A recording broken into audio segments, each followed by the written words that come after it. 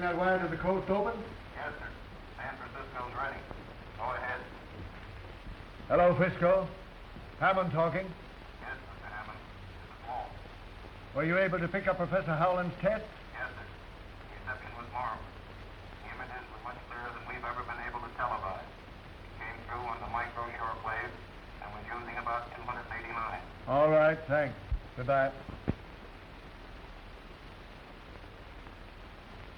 This should convince you we've got to fight to maintain our position with any weapons we can utilize. We're caught out on a limb, but we're going to fight for what we've got, and more. What are the chances of our engineers hitting upon the same idea? Remember, he hasn't even protected himself with patents. We knew that when we offered him $5 million for the rights to his discovery. This latest invention of Howland's is what we've all been afraid of. We're coming out on top, but we may have to prescribe a drastic cure for... Did you send for me? Yeah. Come right in, Grayson. Gentlemen, good afternoon. How do you do? Cigar? Thanks. You realize it's possible for a man of experience with brains and ambition to go far in this business? Well, I've got the ambition. We've got to be ready for any eventuality. One jump ahead of the other. We've picked you for a definite job. It's worth almost anything to this company that you make it worth. You can be valuable, a supremely valuable man. And valuable men receive their just rewards on earth, not in... Certainly. From now on, you become a sort of employee at large. Understand? Yes, perfectly. You're interested in getting... The less we know of the details of what you're doing, the better. We want results. 2 old-fashioned cocktails, darling, please. And 1 dry martini for Dr. Schofield. And be sure it's very, very dry.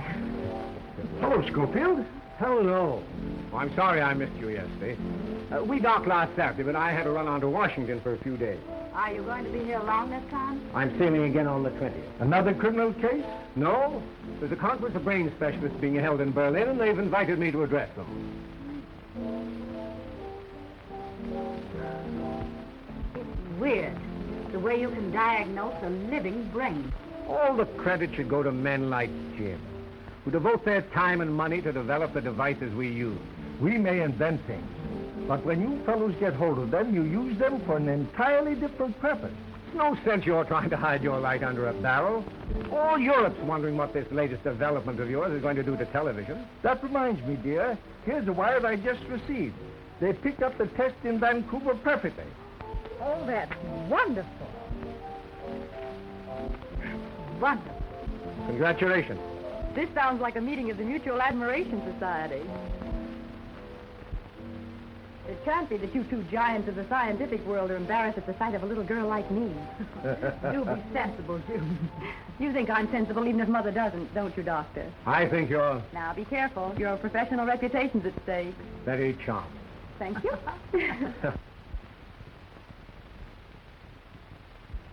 But Howland must realize that when he begins televising a regular schedule, he's liable to run into difficulties.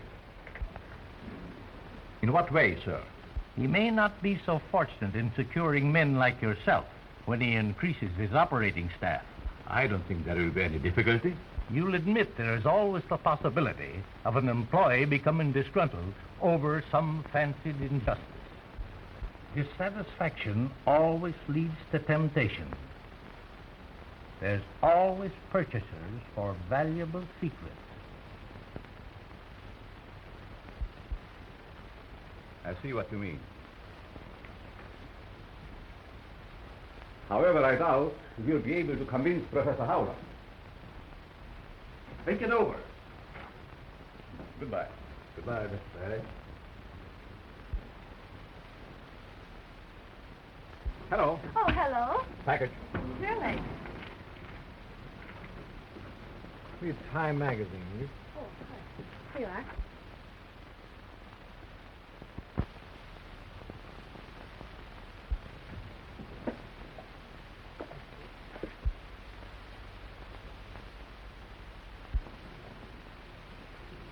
Yes, sir.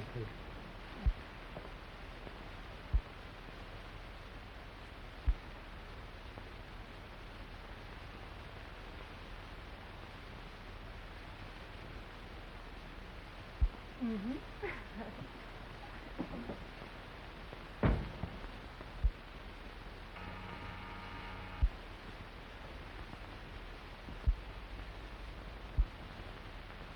Mr. Perry is back and wishes to see you. Have him come right in. Yes, Mr. George.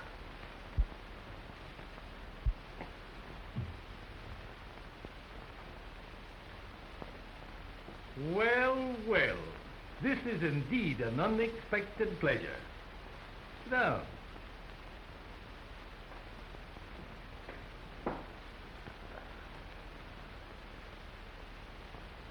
Been doing a little thinking? Yes. You weren't able to convince Howland. No, but I thought maybe we could, Talk things over yes, and come to an understanding? perhaps. Would $100,000 be any inducement?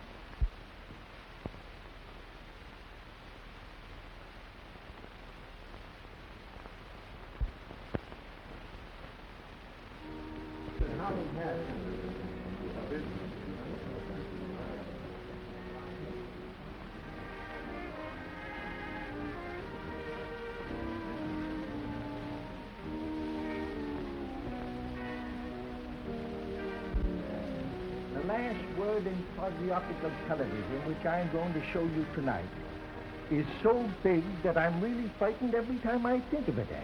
Why? Too many people realize its tremendous importance. You've had office for it, I suppose. Naturally, every company of any size in this country and abroad has been trying to secure the right to use it as I do, and further, to purchase it outright. Oh, I can recommend this brandy. I think I will.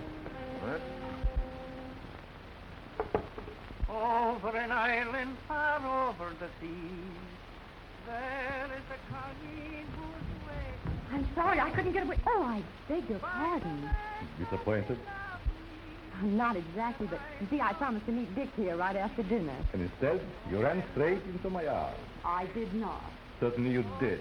I certainly did not. If I hadn't been here to catch you, what would have happened? I'll show you.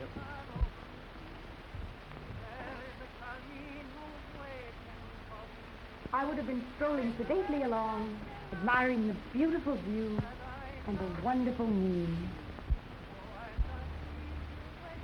It is nice out here tonight, isn't it? Lovely. Over in Ireland, far over the sea, there is a collie whose way... Here I am, Dick, over here. Oh. By the lake of Killarney, I came out for a breath of air, and June almost... Now, don't go telling tales out of school. Well, she did seem a little jumpy when she saw me. Are you nervous, dear? Not exactly. But I have kind of a funny feeling here. My heart doesn't want to stay where it belongs. It keeps going flippity-flop. I guess the excitement was too much for you. Well, we still have time for a short walk. Harry, will you join us? I'd like to, but there are still a few things I have to do before we go on the air. Some other time, perhaps.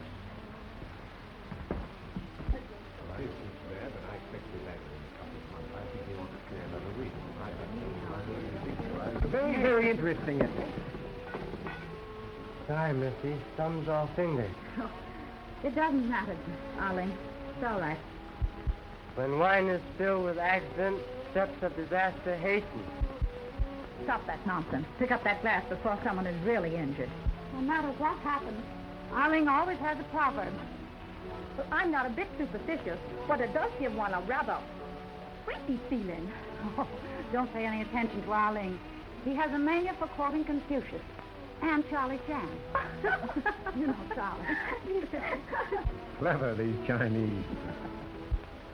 No waiting for me by the lake of Killarney that I love so dear. Good evening. Good evening. Why, Mr. Grayson, I didn't recognize you. How are you, sir? Grayson, how are you? Fine, sir, fine. Can't you see, June, it's a chance we've both been waiting for? Does your promotion depend entirely upon Father? Well, if your father would only... I think I'll have to go in. All right. I'll do it myself. Even you, as the chief of police, will have to admit that your methods are obsolete. That may be, Jim. But we seem to get along pretty well as it is with our radio teletype system. Suppose you had instant pictures at your command showing every move a criminal you are tracing makes. If you can do that, I can't understand why the government isn't interested. Government officials will be watching tonight, not only in Washington, but in widely separated points throughout the country. I'll admit it should be of great interest to them. After the broadcast, I have a greater surprise. A further development which you will hardly believe until you see it. You make me very curious. It is my hope to be able to prove that television is the greatest step forward we have yet made in the preservation of humanity. It will make of this earth a paradise we've always visioned, but have never seen. What's Humble Pardon, sir? Man named Mendoza say he must see. Him no take no for answer. Mendoza? Our gentleman is in the reception room. Thanks, Arling. You'll pardon me, won't you? Certainly. Harry, there's a gentleman here named Mendoza. Do you happen to recall him? No, sir. Shall I see him for you? That's not necessary. I'll talk to him for a few moments. It's nearly 8. I'll flash you from the laboratory when I'm ready. Mr. Howland? Yes? I am sorry to interrupt at a time like this. I represent a group of men that are very anxious to purchase your invention. I'm sorry, Mr. Mendoza. It is not for sale. They are prepared to pay anything you ask. I'm not asking anything.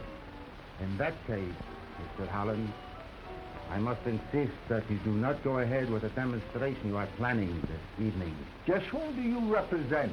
I am not at liberty to tell you, but I assure you they are a very powerful group. Then there's nothing more to be said.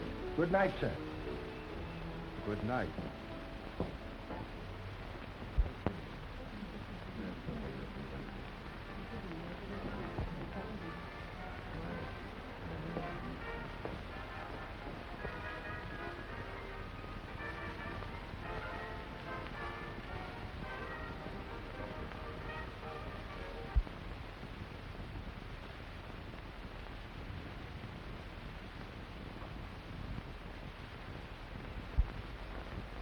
This is James Howland, owner of experimental station ZY3, located at White Plains, New York, televising on a sight channel of 3/4 meters.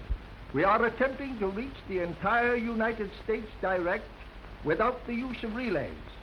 Our first presentation this evening will be I Had the Right Idea by Miss Florence, accompanied on the piano by my daughter, Miss June Howland.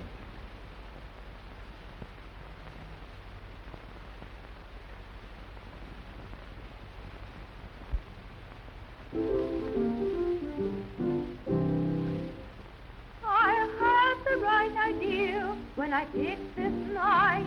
The moonlight is perfect, the stars in the sky simply for Karl and Anne, just like the love in your eyes. I had the right idea when I picked this night. The air feels as though it is filled with the glow. Desire and romance, I'm in a heavenly trance. Your lips entice me, and my arms fit nicely around you. I'm heading for bliss when words in feeling are spoken, beneath the consummation of a very first kiss. I had the right idea when I picked this night to tell you I love you. I think you're divine, and I want you to be forever just mine.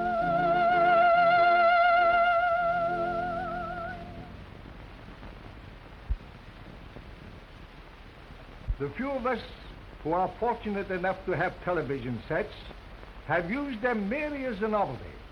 When we had nothing else to do, we tuned in on whatever program we were able to pick up. Due to the almost insurmountable obstacles encountered in the frequencies required and high-fidelity pictures, our transmissions were limited. But these obstacles, I am happy to say, have been overcome. This in itself was a scientific triumph, but still I was not satisfied. I felt that television should be something more than just another form of amusement. Therefore, I continued my experiments. I'm now going to show you the latest developments which deal with the transmission of television in the quasi-optical region. It is now 1:15 in Paris.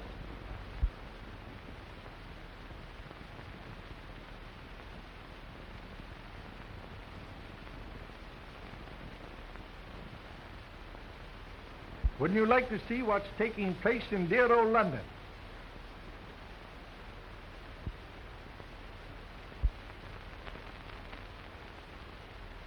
London still has its fog. The fog in London is a little too much for us. Let us try the other side of the world. There's a spot that's very fascinating.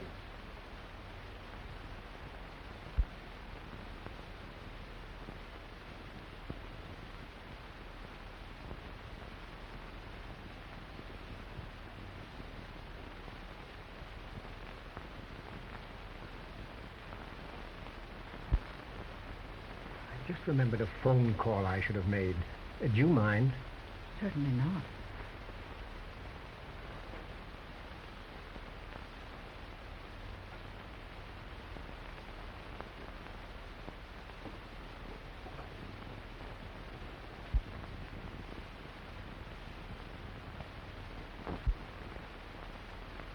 Africa is a very interesting place about which we know very little. The natives of Africa years ago were indirectly the cause of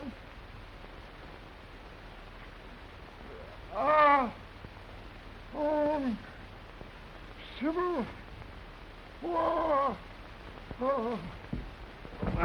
Turn on the lights, Perry. Somebody turn on the lights. Turn on them lights. What's the matter? What happened? I don't know. Mr. Howland has probably fainted from overexcitement. Oh, but... Everyone, please remain here. It's all right, dear.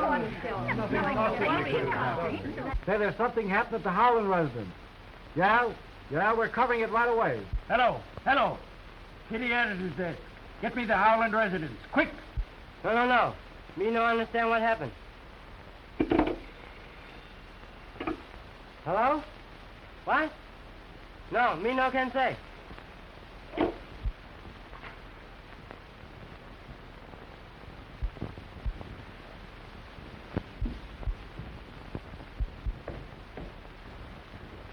What's wrong? Mr. Howland is dead, sir. Dead?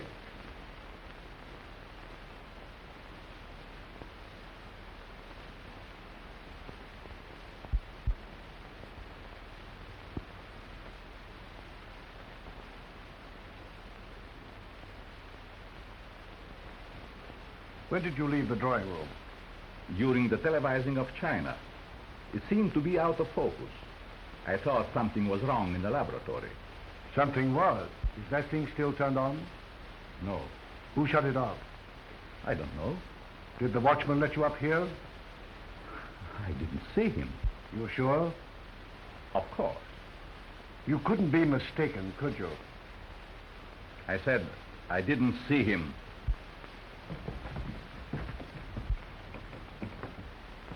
It would be better if you didn't. Come, Mother.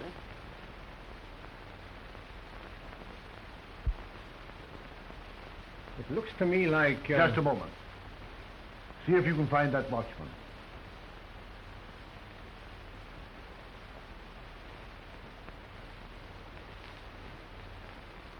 Now, Doctor. The last thing I want to do is thrust a murder on you, Nelson. But this certainly looks like it to me. You believe that the blow on the head caused his death? At the moment, I'd be inclined to say that it did. What's that you have there?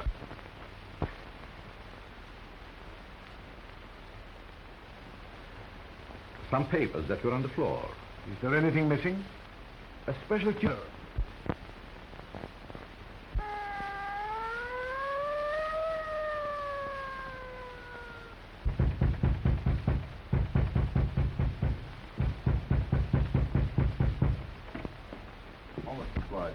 Hello, Chief. Hello, boys.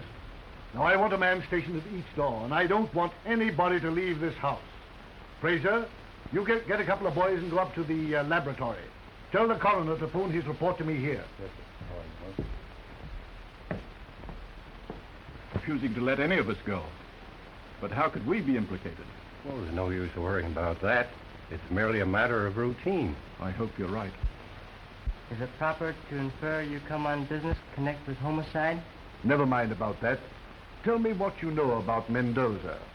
So sorry, but humble servant know nothing about honored gentlemen. You sure of that? Regret.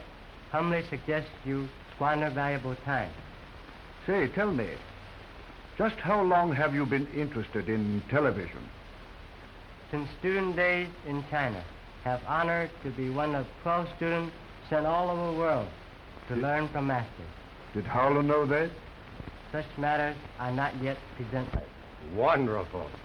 Too bad it was out of focus and spots, isn't it? You must be mistaken. The detail was perfect.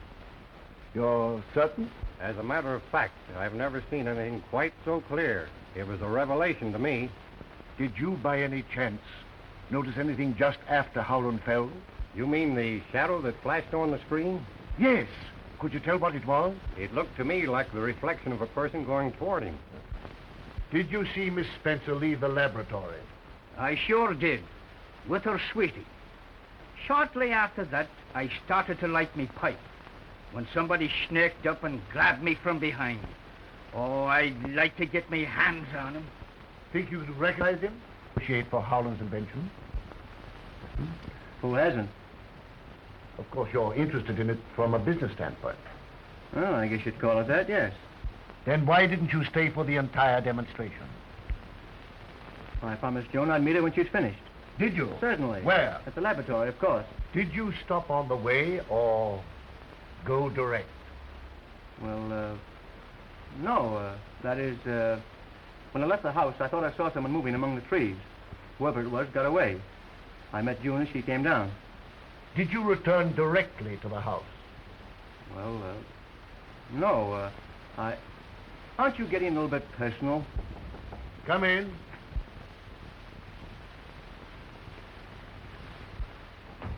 Did you all want to see me, Mr. Chief? Yes. All right, Grayson, I'll want to talk to you a little later. There's nothing to be nervous about, Isabella. That's what you think, sir. But you ain't been listening to Chinese death and disaster symbol since Mr. Howland died. All this excitement ain't too much for my heart. That's what I want to talk to you about. My heart? No. I didn't have nothing to do with it, honest, I didn't. I'm sure you didn't. But did you see anybody come through the kitchen earlier tonight? I didn't see a soul. Were you there all the time? No, sir, I wasn't. Where were you? I was peeping in at the pictures. Well, if anybody went through the kitchen, you'd have seen them, wouldn't you? No, sir, I wouldn't. Why not? I wasn't there all the time. If you weren't in the kitchen and you weren't in the drawing room, for goodness sake, where were you? I was... Where were you? Oh, Mr. Chief, please.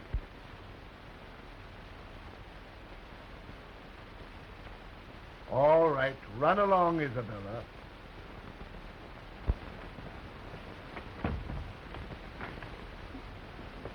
Is my face red?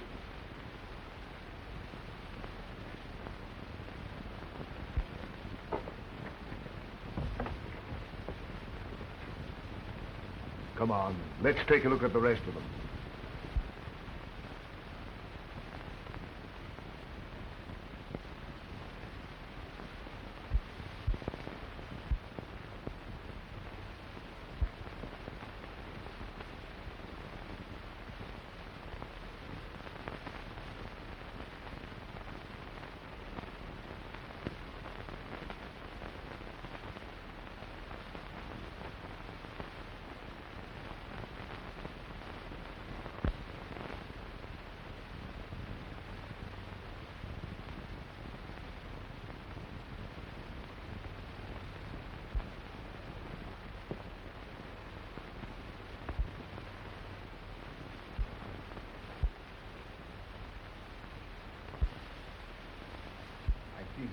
center of attraction.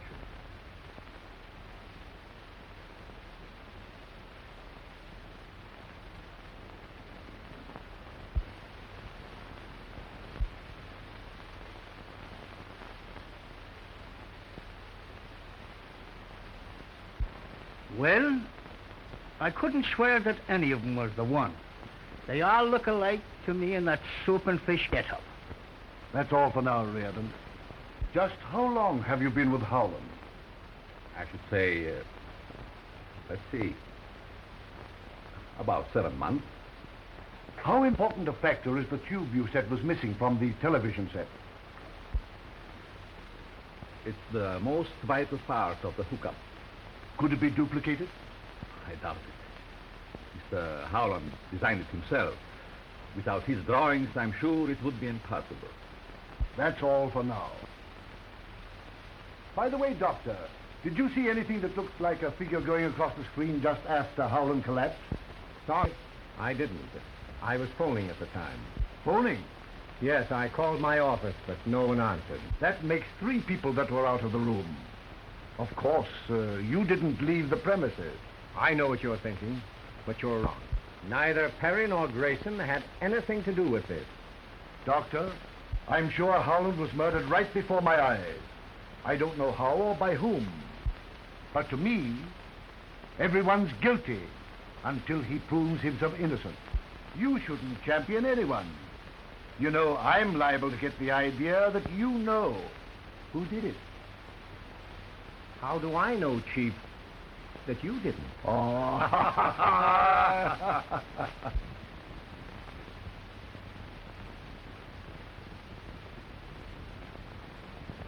Oh, Lordy.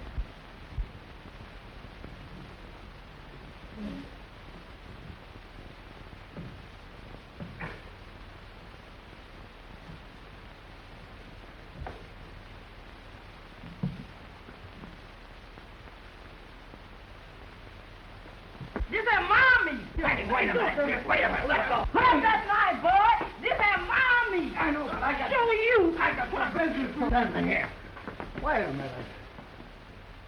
If you'll put that toad sticker up, you won't need it. There's more than one way to skin a cat.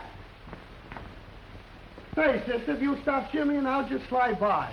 Boss man no hardly put Boss man say throw him out. Oh, wait a minute. Out you go. Wait, you go. Out you go, honey. I got Out this. you go, honey. I got business. But I told you I got business here. Him great Charlie Tan say, the matter is settled. Kindly omit surprise feeling. We sure be still.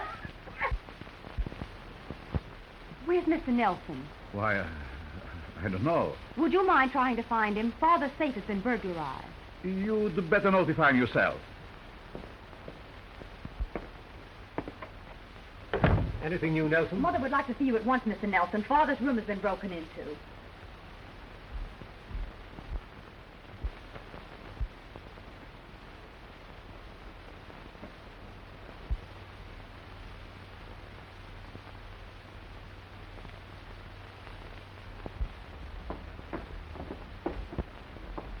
Everything's just as I found it. I haven't touched a thing. Would you know if anything has been taken? I'm sure I can help you, Mr. Nelson. I'm familiar with most of Father's things. If they only wanted to rob my husband, why did they have to kill him? It is very evident that someone in this room removed those prints from Mr. Howland's safe. Everyone is more or less under suspicion, and I'm asking that you all submit to a thorough personal search. A matron will be here in a few minutes, and I am sure the ladies will have no objection. I never knew a policeman were as nice as Mr. Nelson. I suppose the only time you've ever met one was when he yelled, "Pull over there, lady. Where do you think you're going, to a fire?" Nobody is to leave this house until those papers are found. I'd advise you, gentlemen, to submit it. Because if you don't, I'll hold every one of you for the next 72 hours. And I assure you they won't be the most pleasant hours you've ever spent. Well?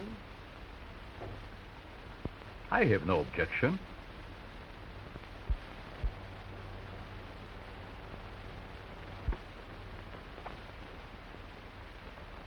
more I think of it, the more positive I am that this thing rests between two persons. Perry and Grayson? Yes. They both have motives, and they're the only ones that have. They were both out on the grounds when Howland was murdered, but neither can prove where he was. Grayson's ambitious. He's in the television business. He tried to get Howland's invention. He knows it's worth millions. Granted, but everyone here may have reasons also, or connections with others. And Perry, who is he and what is he? He's been here about 7 months. He lied when he said the broadcast was out of focus. We found him in the laboratory when we discovered the murder. He's the one that says the vital part of the television set is missing. And now the prints are gone. I'm going to place both of them under arrest and charge them with murder. Now, don't do anything hastily. You remember when I examined Crowley's brain for you about a year ago? Well, what's that got to do with it? I told you at that time the man was a potential murderer? Yes. Your experts sneered and scoffed. Yet within 6 months from that time, he was convicted and sentenced to death. Well? If you will permit me to send for my apparatus, I'll prove to you that neither Perry nor Grayson could have committed this murder. Oh, you're talking sheer nonsense. Well, let me telephone my office and have Alan bring it right over. Oh, all right, go ahead.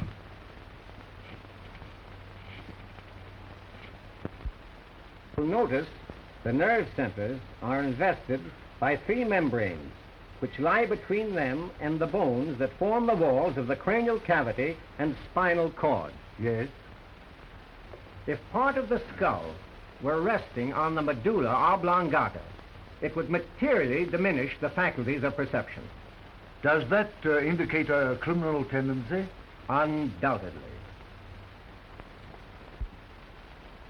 Alan, it won't be necessary for you to go back to the office tonight. Thanks, Doctor. I forgot to mention it before. There was a call for you over your private wire about 8:30. Oh, that's all right. It couldn't have been anything of importance. Thanks, Perry.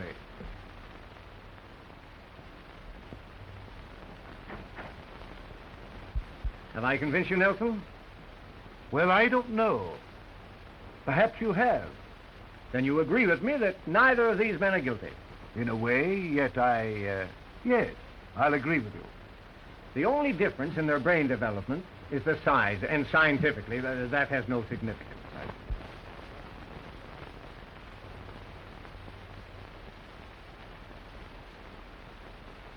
Harling, scotch and soda.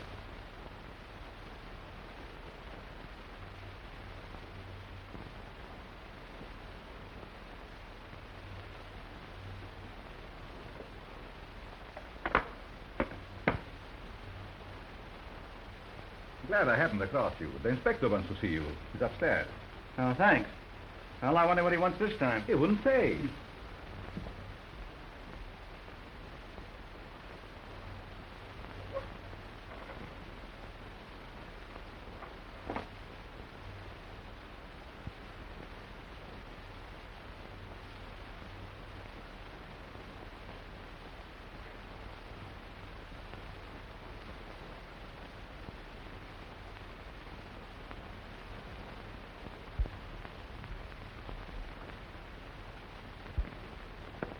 Inspector, you sent for me?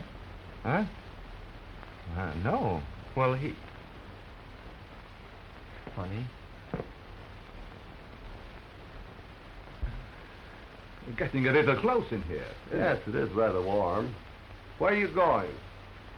Out for a little air. Sorry. My name is Perry, and Chief's orders, nobody leave this house. Names don't mean anything.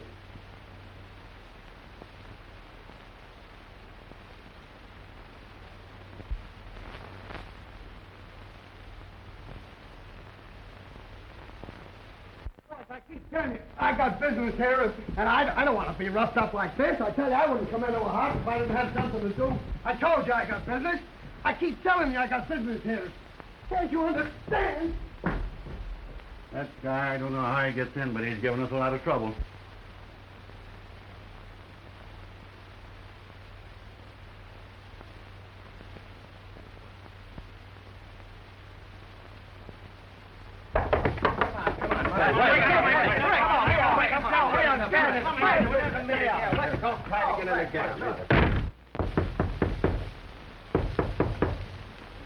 You mugs don't quit rapping on here. I'm going to chase you all out of here. What do you want?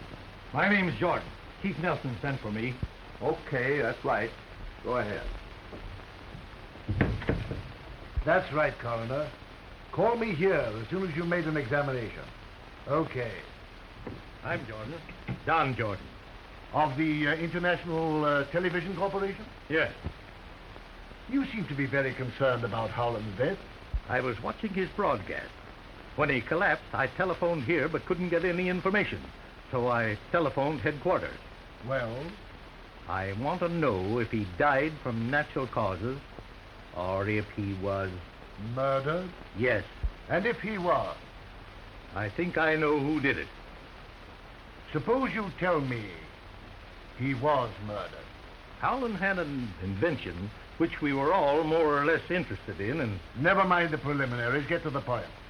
Well, it's rather difficult, but I'll try. A certain party came to me. Who was it? A man by the name of... Who? Perry. Go ahead. What else? During our conversation, I made him an offer of a substantial sum if he would use his, that is, his influence with Howland in our behalf. What do you mean by a substantial sum? $100,000. As a bribe? Absolutely not. The money was offered as a gesture of goodwill. If we had someone on the inside, we stood a better chance than the others. We'll see what Perry has to say about this.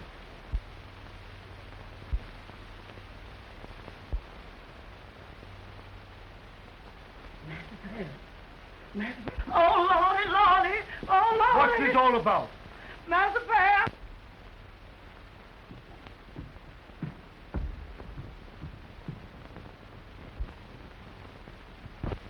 He's the man came to my office.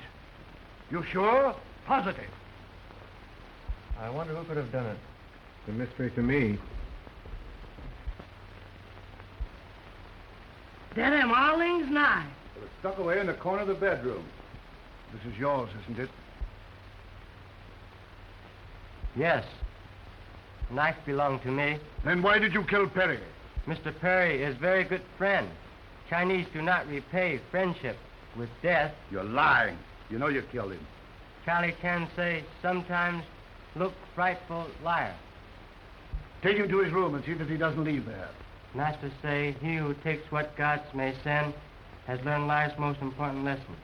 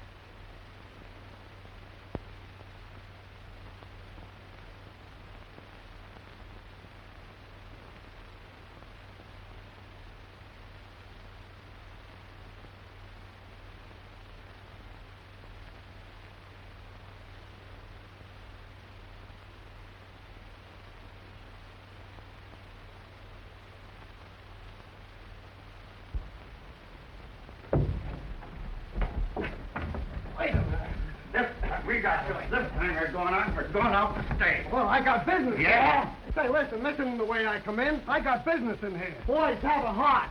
I got business here. I got important business here. Well, listen to me, will you? Now, You're out. Now stay out. You might not come in this way, but this is the way you're going now, out. wait a minute.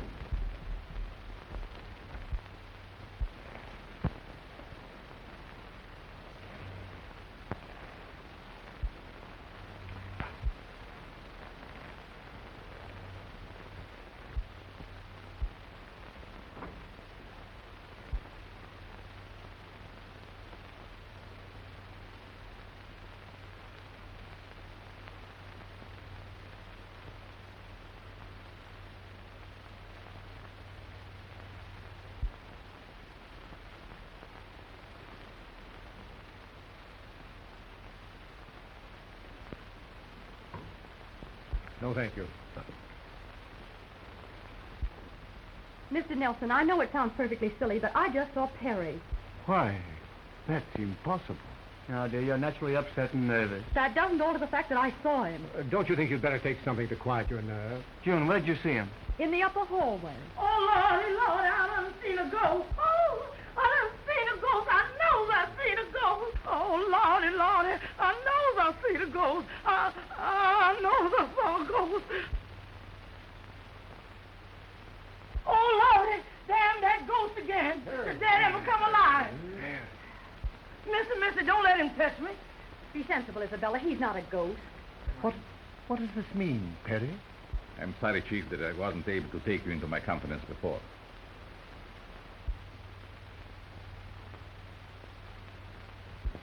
If you're here and alive, who was it that was killed? My brother. A twin. I hadn't seen for years until...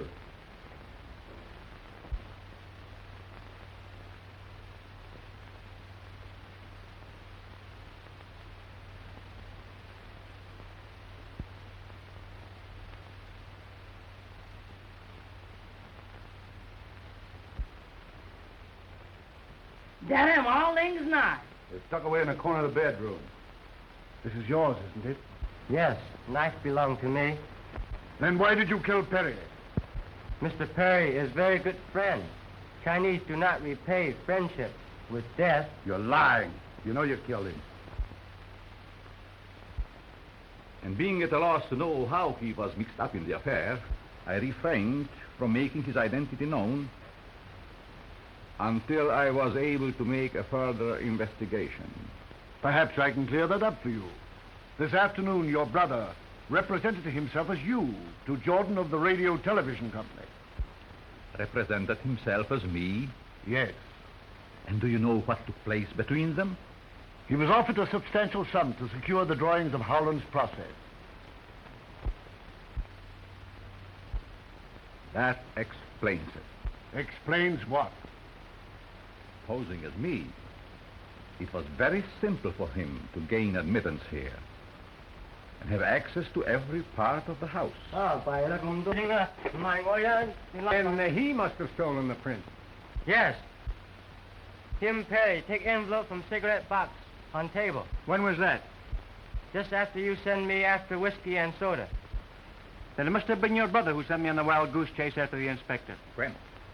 Just before he was found dead. There were no papers found on the body. Who was in this room when the documents were taken? No one. Just me and you. Door open, but no one come in. What door? That door. Were you still in the study at that time, Chief? I believe I was. Anyone with you? Now, let me see. That was just before Jordan came in. Undoubtedly. This is what took place. Thanks. I wonder what he wants now. You wouldn't say.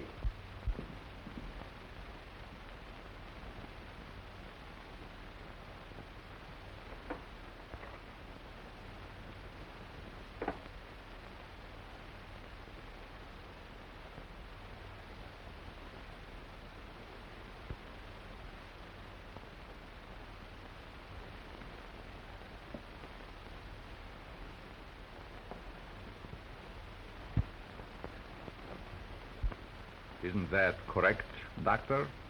Yes. I did see you, or rather, as you say, your brother take the papers. Earlier tonight, in view of thousands, Mr. Howland was killed by his own invention. His killing was not accidental. It was a deliberately conceived, cold-blooded execution, cleverly maneuvered so as to give the murderer a perfect alibi. Little did Professor Howland realize the surprise he promised you would aid in discovering his murderer. Tonight, a permanent record of everything televised was made on film. Now you're going to see part of that record. Many of you, no doubt, have seen or heard the radio demonstration of starting an automobile motor by voice vibrations. This is not a difficult thing to do. In this instance, the murderer used sound instead of voice. At exactly 8:29, Dr. Schofield made a telephone call from this house to his office.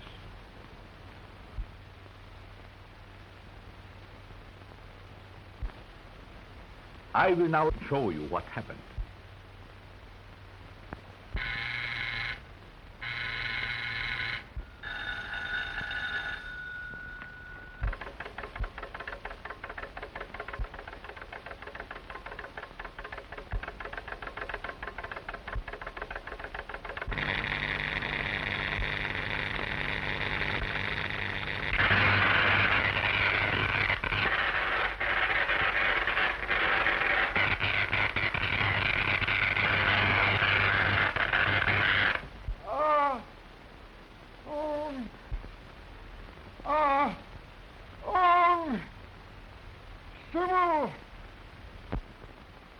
The light that you just saw envelop Professor Howland caused his death.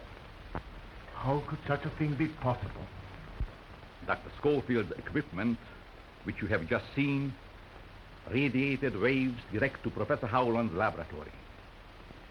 When these waves came in contact with those the professor's equipment was radiating, they created the interstellar frequency, which is the death ray. Your contacts with foreign governments interested in television are known. Fantastic.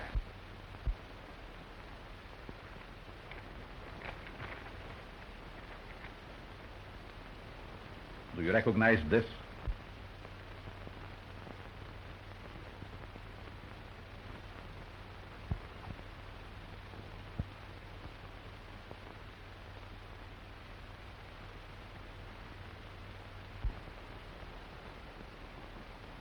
I thought so. May I have that envelope, Doctor? I'm sorry I can't accommodate you.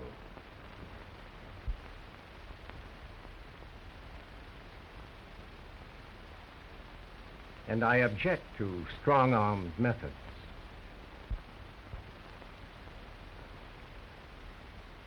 Perhaps you would like to have a look at this.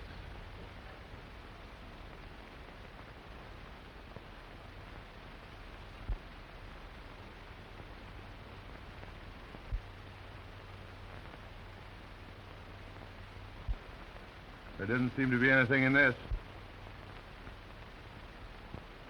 Aren't you carrying things with rather a high hand? Not at all.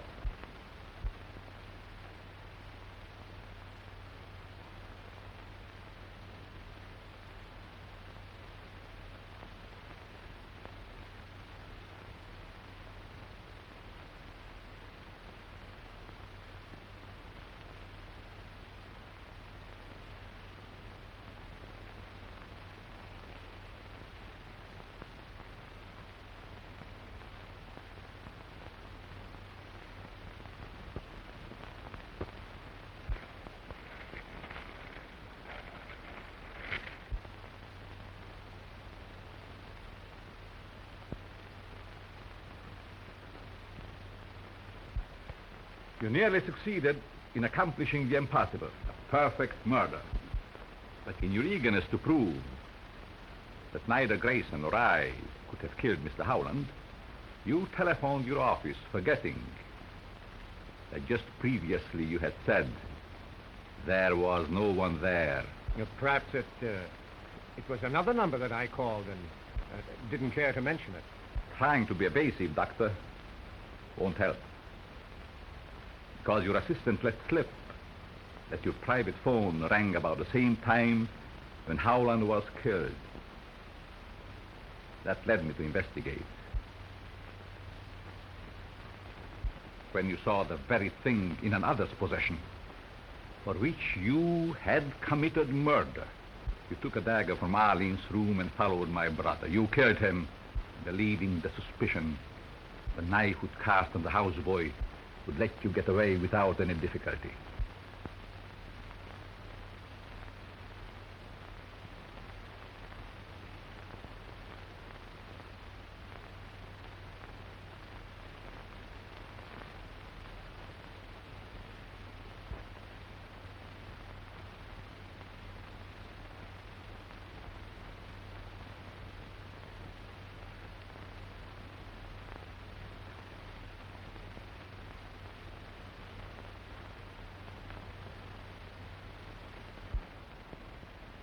Would you get me a dry martini, Arling? Yes, sir. At once. 2 olives.